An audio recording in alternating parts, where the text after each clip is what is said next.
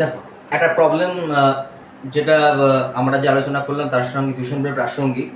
সেটা হচ্ছে কি, দুটো প্লাস কিউ চার্জ, এখানে দুটো চার্জই আমি সেম রেখেছি, দুটো প্লাস কিউ চার্জ, তাদের মধ্যে সেপারেশনটা যদি এক্স হয়, তাহলে আমাদের বলছে which of the following statement is or are correct, মানে এখানে more than one correct answer থাকতে পারে। তো প্রথমটা দেখা যাক, the electric field at P will be zero if D equal to x by two. তাহলে ফার্স্ট আমাদের দেখতে পাওয়া যাচ্ছে দুটোই প্লাস কিউ চার্জ আছে, দুটোই প্লাস, তার মানে অবশ্যই যদি মাঝামাঝি এমন একটা পয়েন্ট আছে যেখানে ইলেকট্রিক ফিল্ডটা জিরো হবে। তো সেটা আমাদের চাওয়া হয়েছে এই বাদিকের যে প্লাস কিউ চার্জে কতটা ডিস্টেন্স দূরে। তো আমরা আগের যে ফর্মুলাটা একটু আগে দেখেছিলাম সেটা কি ছিল, বাদিকে আমাদের একটা প্লাস কিউ ওয়ান চার্জ ছিল। তো একটু ভিডিওটাকে যদি আমাদের পিছিয়ে নিয়ে দেখবে, তাহলে কিউ ওয়ান থেকে চার্জ আমরা নিয়েছিলাম এক্স ওয়ান, তাহলে x one equal to formula ছিল x divided by one plus root over of q two divided by q one, যার থেকে ডিস্টেন্স নিচে আমাদের সেই চার্জটা ছিল। তাহলে এখানে দেখো আমাদের এক্স এর জায়গায় তো এক্স রয়েছে, আর কিউ টু আর কিউ ওয়ান দুটোরই ভ্যালু ওয়ান, মানে দুটোই ভ্যালু হচ্ছে সেম চার্জ, মানে কিউ টু হচ্ছে কিউ, কিউ ওয়ান হচ্ছে কিউ।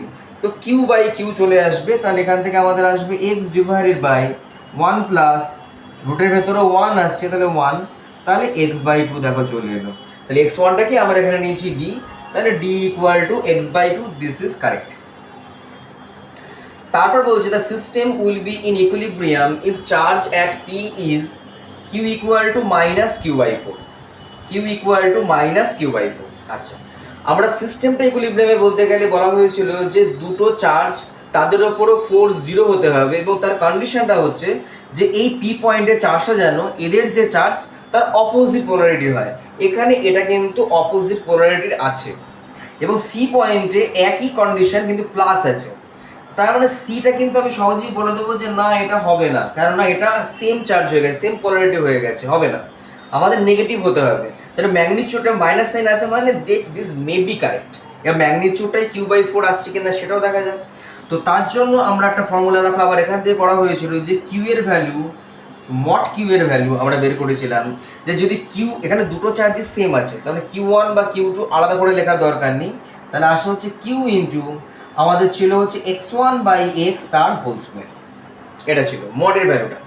তাহলে মডের ভ্যালু যদি এটা হয়, তাহলে q into x one by x, এখান থেকে x one equal to x by two, তাহলে x one by x equal to হয়ে গেল কত, হাফ।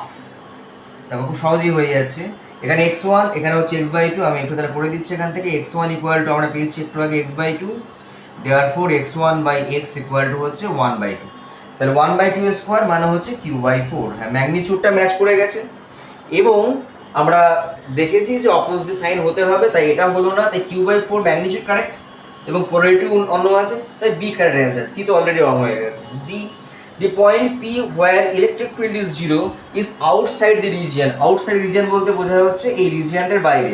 যখনই দুটো সাইন সেম হয়ে যাবে তখনই কিন্তু আমাদের ইলেকট্রিক ফিল্ড জিরো হবে হচ্ছে ইন বিটুইন দি রিজিয়ান, বাইরে এদিকে বা এদিকে হবে না, তাহলে সেটাও আমাদের আসছে না, তাই ডি ইজ অলসো রং। এখানে দুটো কারেক্ট, আশা করি বুঝতে পেরেছো।